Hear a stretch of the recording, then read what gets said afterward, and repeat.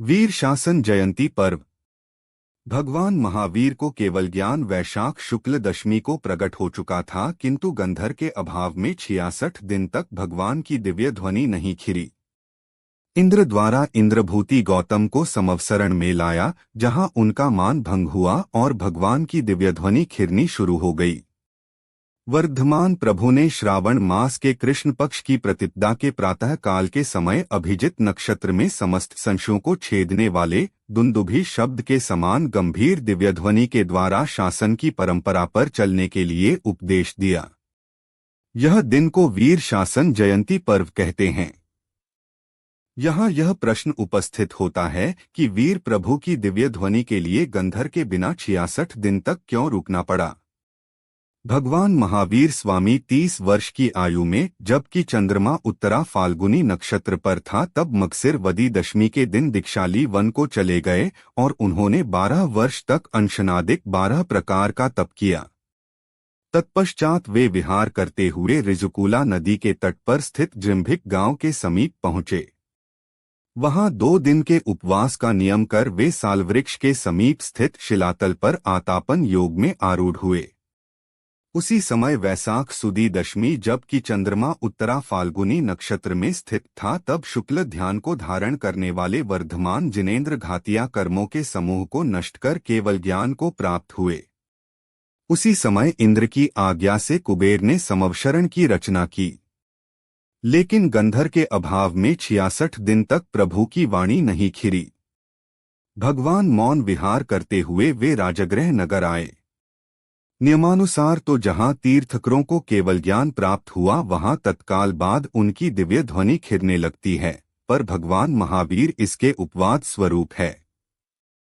इसका कारण यह बतलाया जाता है कि उस समय तक उनका कोई गंधर नहीं था। जिसने तीर्थंकर के पादमूल में महाव्रत ग्रहण किया है, ऐसे मुनि ही गंधर बन सकते हैं, अन्य मुनि के निमित्त से दिव्य ध्वनि क्यों नहीं खिरती। ऐसा ही स्वभाव है और स्वभाव दूसरों के द्वारा प्रश्न करने योग्य नहीं होता है। इंद्र ने अवधिज्ञान से यह जाना कि यहाँ गंधर का अभाव है।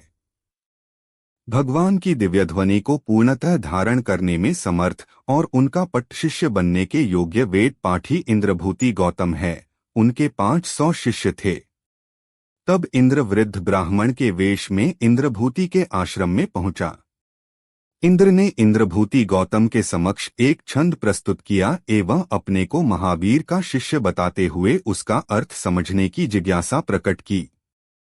वह श्लोक इस प्रकार है। त्रैकाल्य द्रव्य षट्कं नवपद सहितं जीव षट्काय लेशा पंचाने चास्तिकाया व्रत समितिक्ति ज्ञान चारित्र भेदाः इत्येतन्मोक्षमूलं त्रिभुवन हितैः प्रोक्तमर्हदिभीषें प्रत्येति श्रद्धाति स्पृष्टि च मतिमान यह स वै शुद्धधष्टिय। उक्त श्लोक सुनकर आर्हत मत से सर्वथा अपरिचित इंद्रभूति विचारमग्न हो गए। वे सोचने लगे, 3 काल, 6 द्रव्य, 9 पदार्थ, षट्काय जीव, षट्लेशा, पंचास्तिकाय, व्रत, समिति, गति, ज्ञान, चारित्र, ये सब क्या हैं? इन सब की क्या क्या परिभाषाएं हैं? इनके भेद प्रभेद क्या हैं? इन सब की जानकारी तो मुझे है ही नहीं।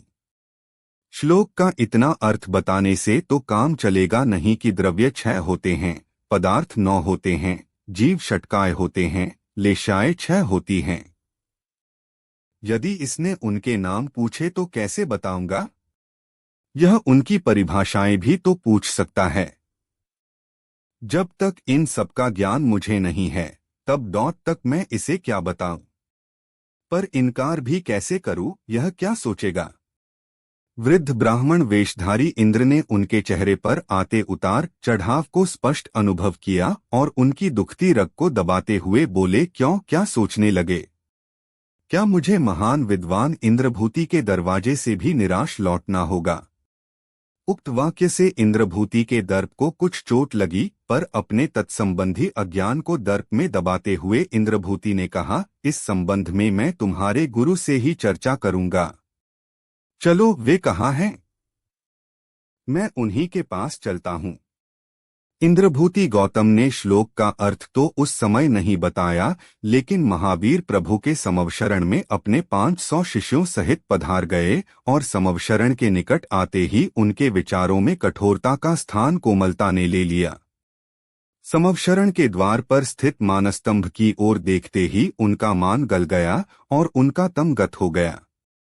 वे विनम्र भाव से समवशरण में पहुंचे, भगवान के दर्शन किए और बाहर के विशाल वैभव एवं उसके बीच विराजमान पर उससे सर्वथा अलिप्त तीर्थंकर वर्धमान केवली को देखा व देखते ही रहे। निर्निमेष नेत्रों से उन्हें देखे ही जा रहे थे, नयन तृप्त ही न होते थे। प्रभु सिंहासन से 4 अंगुल ऊपर अधर में विराजमान थे। उनकी सौम्य और शांत मुद्रा में उनके अंतर की निर्विकारी स्थिति स्पष्ट प्रतिभासित हो रही थी। अंतर्मग्न प्रभु की मुद्रा ने मानो इंद्रभूति गौतम को मौन उपदेश दिया कि यदि तुझे अतीन्द्रिय आनंद एवं अंतर की सच्ची शांति चाहिए तो मेरी ओर क्या देखता है। अपनी ओर देख, तू स्वयं अनंत ज्ञान एवं अनंत आनंद का पिंड परमात्मा है।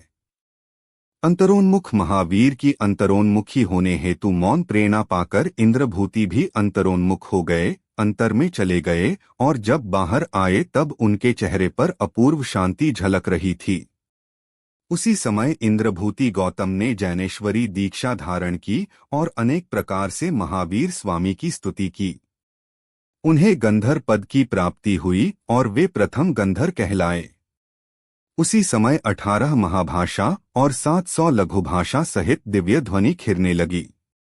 गंधर गौतम स्वामी ने अंतर मुहूर्त में द्वादशांग रूप जिनवाणी की रचना की और प्रबल पुरुषार्थ द्वारा मनःपर्यय ज्ञान प्राप्त किया।